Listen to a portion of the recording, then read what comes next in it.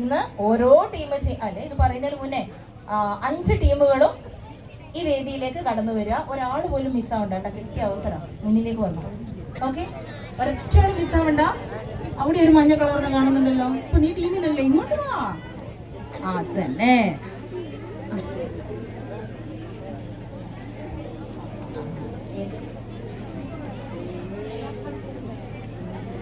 പറയാം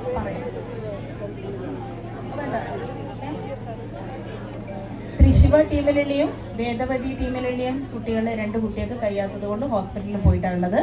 ഓക്കെ, ചെറിയ കളിക്കുമ്പോഴുള്ള ബുദ്ധിമുട്ടുമുണ്ട്. അപ്പോൾ ആ കുട്ടികളുടെയും കൂടി കാര്യങ്ങൾ, ആ കുട്ടികൾ ഇവിടെ ഉണ്ട്, നമ്മളെ കൂടെ തന്നെ ഉണ്ട്. ആ രീതിയിൽ നമുക്ക് കാര്യം സംസാരിക്കാം. അപ്പോൾ അയ്യോ, പറഞ്ഞു വന്ന കാര്യം മറന്നു, ഇവരെന്നെ മറപ്പിച്ചു. ഓക്കെ, അപ്പോൾ നന്നായിട്ട് കളിച്ചു, എല്ലാവരും അതിഗംഭീരമായി കളിച്ചു. പക്ഷേ എങ്കിൽ പോലും കോമ്പറ്റീഷൻ അല്ലേ മക്കളെ, അല്ലേ? 2 റൗണ്ടാണുള്ളത്. വെറുതെ 2 റൗണ്ട് തരൂലല്ലോ. തരുവോ? ഇല്ല. 1 റൗണ്ടാണെങ്കിൽ നമുക്ക് കുഴപ്പമില്ല, നമുക്ക് എന്ത് ചെയ്യാം, വേഗം അങ്ങ് ഇറക്കാം. പക്ഷെ 2ാമത്തെ റൗണ്ടിൽ എന്താവും, ചിലപ്പോൾ ആദ്യം കളിച്ച ടീം കുറച്ച് ഡള്ളായിട്ടുണ്ടെങ്കിൽ അടുത്തേന് എന്ത് ചെയ്യും, മാറ്റി അങ്ങ് പിടിക്കും അല്ലേ? അപ്പോൾ 1 മാർക്കിനും 2 മാർക്കിനും അല്ല, 4-5 മാർക്കിന് വ്യത്യാസം വരുമ്പോൾ എന്തായിരിക്കും, ഫസ്റ്റ് ചിലപ്പോൾ 4th ആവാം, 4th ചിലപ്പോൾ എവിടത്തേക്കാവാം, ഫസ്റ്റ് ആവാം.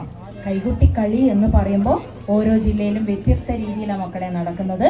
അത് മനസ്സിലാക്കാനുള്ള കഴിവ് ഉള്ളത് കൊണ്ടാണ് എന്നെയും വാവച്ചേട്ടനെ കൊടുത്തു, വാവച്ചേട്ടോ വാവച്ചേട്ടനെയും ഇവിടത്തേക്ക് വിളിച്ചിട്ടുള്ളത്. ഓക്കെ, അപ്പോൾ അത് മാത്രമല്ല, ഒരേ തീരുമാനം തന്നെ. നമ്മൾ കോപ്പി അടിച്ചിട്ടൊന്നുമില്ല കേട്ടോ. ഞാൻ ആദ്യം പിന്നെ ഇവിടെ ഉണ്ടായിരുന്നു. പിന്നെ ഞങ്ങളെ ടെസ്റ്റ് ചെയ്യാൻ വേണ്ടിയിട്ട് നിങ്ങളുടെ പ്രിയപ്പെട്ട താരം ഏതാ, ആശാനും ഉണ്ടായിരുന്നു. ആശാനും ഒരേ തീരുമാനം വന്നിട്ടുണ്ടായി. ഇനി നിങ്ങൾക്ക് ആ തീരുമാനം വരുമോ എന്ന് എനിക്കറിയില്ല. ഓക്കെ, അപ്പോൾ വരുമെന്നാണ് എൻ്റെ വിശ്വാസം.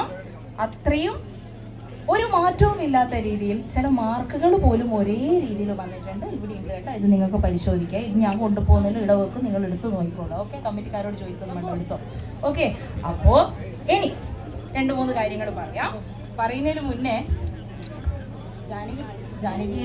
ജാനകിന്റെ പാട്ട് പാടിയിട്ട് ഒരു ടീം കളിച്ചിട്ടുണ്ടായിരുന്നു. ഏതാ ടീം? അതെ, ഈ ടീമാണ്. പേര് കുറച്ച് കടുപ്പാട്ടോ. എന്നേലും സ്കന്ദ വീരനാട്യം. സ്കന്ദ വീരനാട്യത്തിൽ ആ ടീം മാനേജർ ഇങ്ങ് വന്നാട്ടെ. മാനേജർ ആണോ എന്ന് എനിക്കറിയില്ല, കോഡ് നമ്പർ ഊത്തിയിട്ടുണ്ടായിരുന്നെ. വാ ഓടി വാ.